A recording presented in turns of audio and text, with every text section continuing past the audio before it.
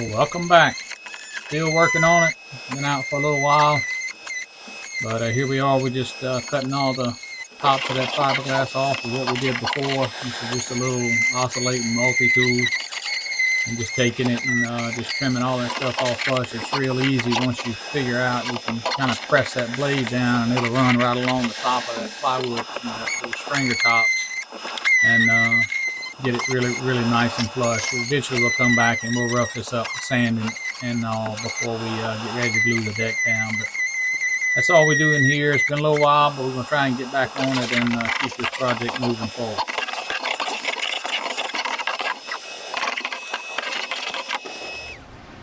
Been a while since we've been on the boat, work, weather, waiting on stuff, but I'll come in here and, as you just saw, probably gonna chop all the tops of all this, make sure that we got all of that finished. I think all of this has already been done. It's just some scraps, and then I'm about to come in here and make some thickened epoxy and start pulling fillets and doing all that in here.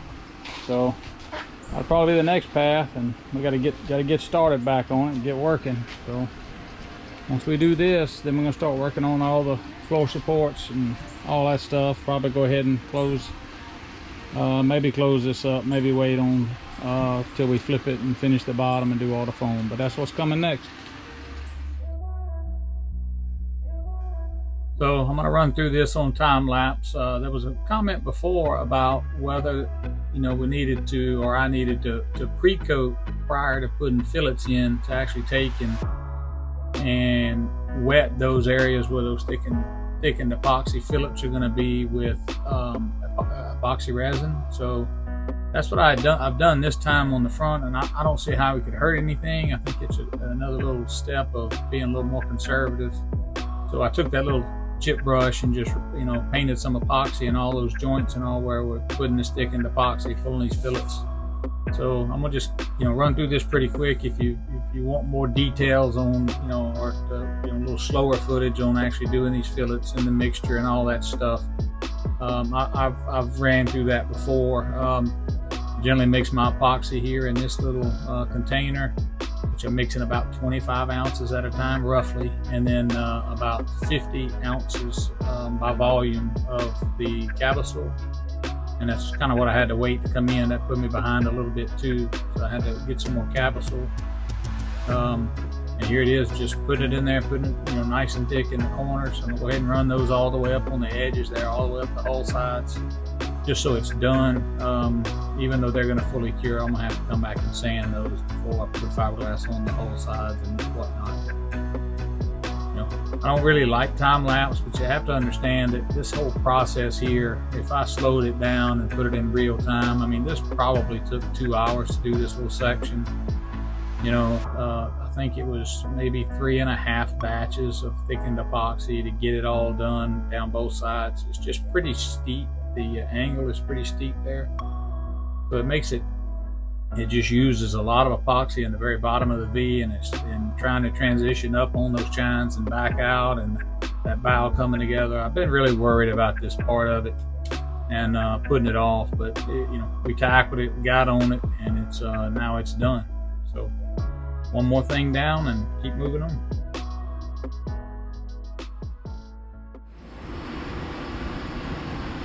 All right, what we've been working on today. I'm talking about it long enough.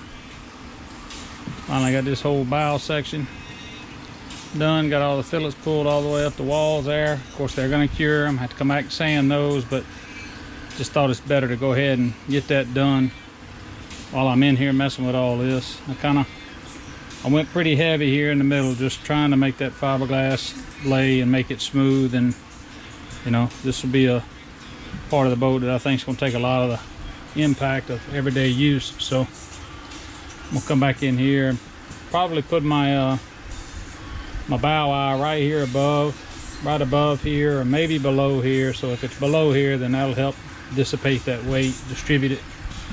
So sorry there, hang on.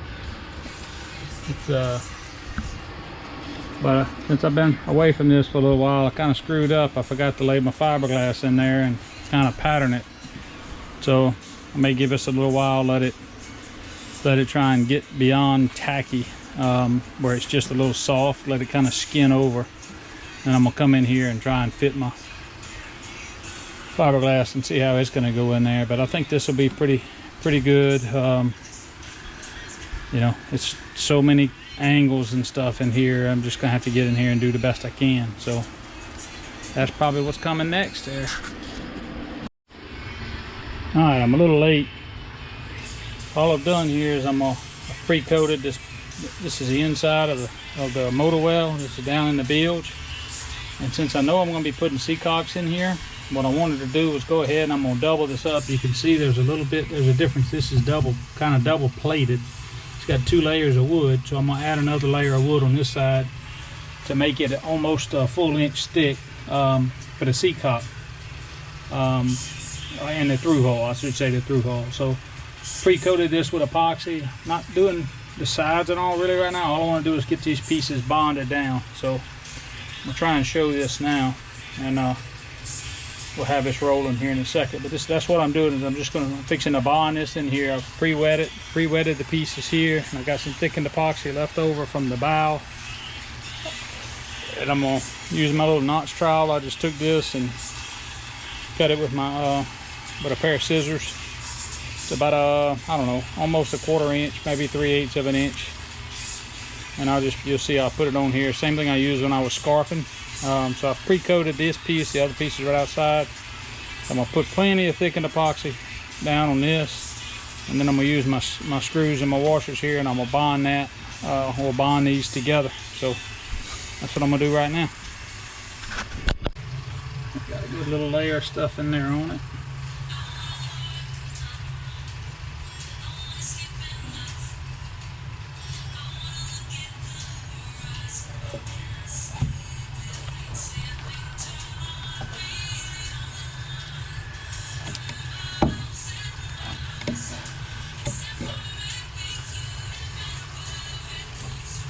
So what you see in here is, you saw me put that piece down in here with only putting epoxy on one side of it, and I didn't get the squeeze out I was looking for.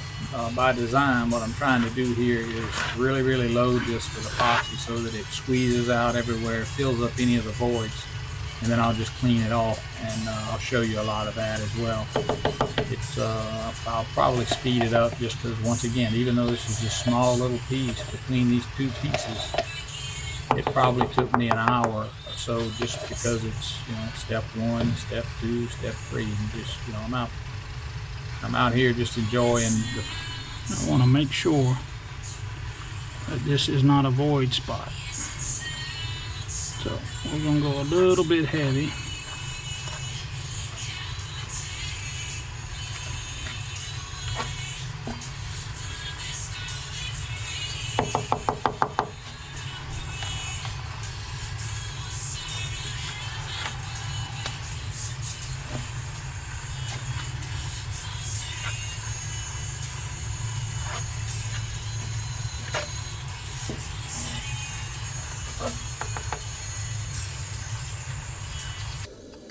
Yeah, so I'm gonna speed it up a little bit after I just dropped it right down in the midst of all that epoxy. So that's all I've done, is really loaded that both top and bottom with epoxy, and now I'm just using these screws and kind of go in and come back out and run that screw in and out a few times, and really pressing hard down on that board, and you can start to see the epoxy starting to squeeze out, you know, every corner and every side, which is what I'm looking for, to make sure that I have a really good bond between there, and, you know, minimize any air pockets. Hopefully don't have any, but minimize them. Just kind of put those in there, run them in, back them out, run them in again, and really kind of torque them, and make sure that you can see once that screw starts really grabbing, that stuff starts poking out. And what I'm doing now is just taking this little 2-inch paint scraper and trying to make sure I pack all that in and just leave it flush. I talked about how I'm only doing I'm not running the fillets or anything like that yet. I just wanted to get this in there, so I'll have to come back and I'll rough all this up with sandpaper, you know, with sanding again before I do the fillets and fiberglass.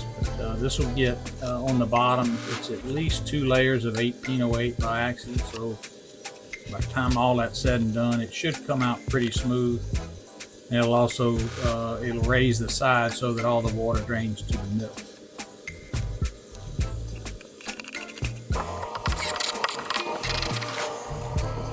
Just doing the other side here. I think it's funny that it comes out looking from the top. It looks like a pair of dice. I wish I'd have focused a little more on the one on the left, because it really looked like it. But all I'm doing now, same thing with the other side, is just smoothing that epoxy out so that when I get ready to move on, it's as nice as possible.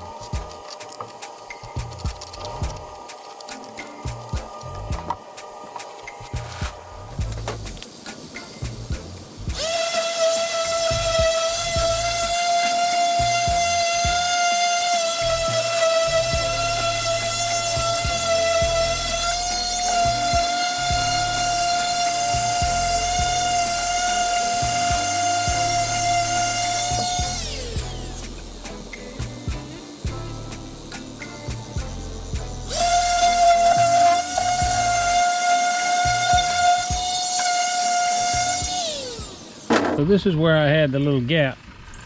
As you can tell, I come back in here with thickened epoxy. I think I had shown that before. So what I'm gonna have to do is I have a little lip right here. It's kind of hard to see. As you're going down, you kind of hit that little lip. So what I'm gonna have to do, what I'm thinking I'm gonna do is I'm gonna get my little planer, and I'm gonna come back in here and I'm gonna plane all of this, because I have another little, you can see it. You can see it where I was just kind of touching it with that sander. It kind of hit that. I could probably take that sander and work on it till it comes down, but I'd be worried about making waves in it.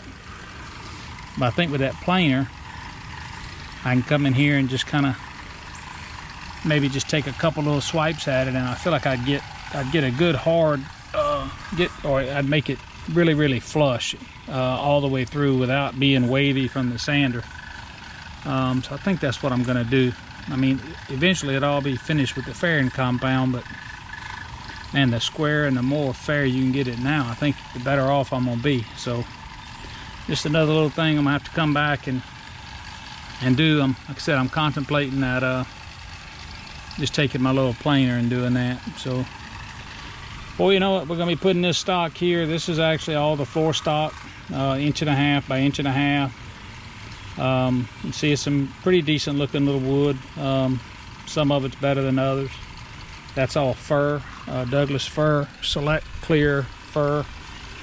So that'll be going in here in all these little cross sections, and then it'll also be going this way. So that's gonna be happening before too long. I'm gonna probably put that in there and get all that stuff situated before I flip it over. But what I'm gonna do is I'm gonna come back, and then I still have this that's just a little washer right there, and then you can see I hadn't pulled a fillet and all in here. This is still stitched together, and because I'm not ready to fiberglass, I was going to wait and pull all those fillets at one time. But that's what the inside and the outside looks like. That's just where I had it kind of stuck together with that little piece. I just left those ties on there as long as I can. They kind of give you a little view down the side of it. And you see, this is pretty similar to what I had on the bottom, just a little bit of a gap in there. But all that'll be get some thickened epoxy in there. It should be good enough to work. And then this is also the starboard side. You can see all the little holes there. That's where my little scraper comes by and it clips those things off nice and pretty. Kind of the same thing right here, the fit. I just didn't get. You can see where it hit that bottom chine without coming flush, and there's probably something I did to make that, but as you can see in here, I'm gonna just come in here and pack this whole thing full of thickened epoxy. Now you may make it a little thinner so it can handle soaking up into that grain a little bit. So just another thing I got to deal with, and I'm gonna deal with this next and try and deal with these problems so that they'll no longer be problems. But that's coming as soon as probably as I get done with that fiberglass on the front side in that last bow compartment. It'll be this and the floor supports. So hang in there.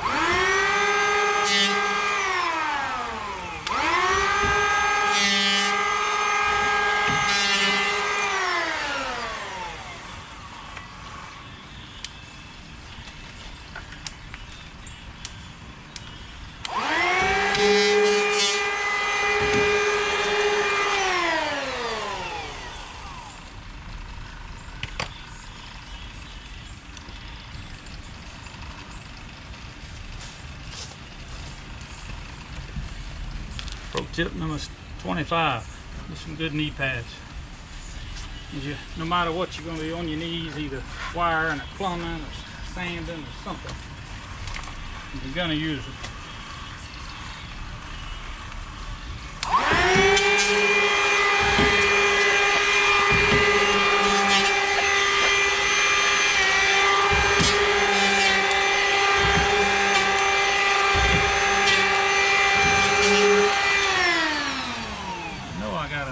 Here,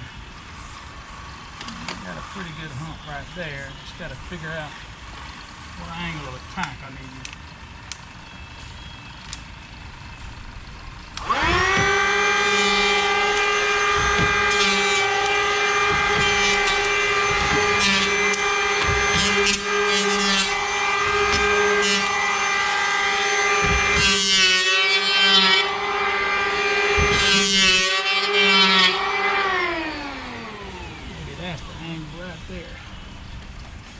Good little notch right there.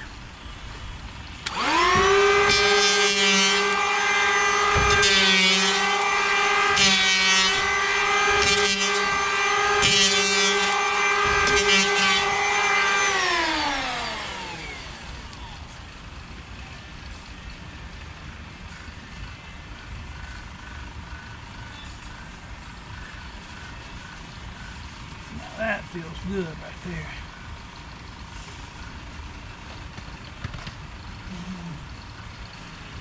Maybe it's just that's where it needs to be. And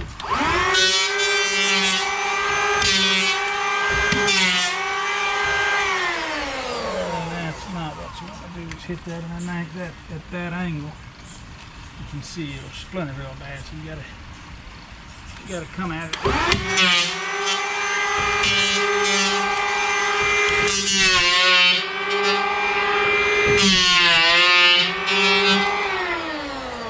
I know it sounds like it's cutting the whole side of the boat apart, but it's not. I don't know how much that blade is below there, but less than 1/64th it says. So.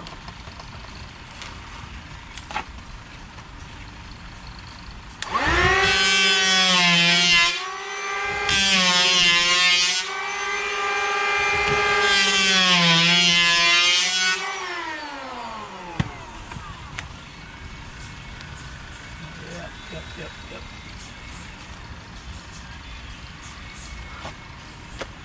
A little bit right here.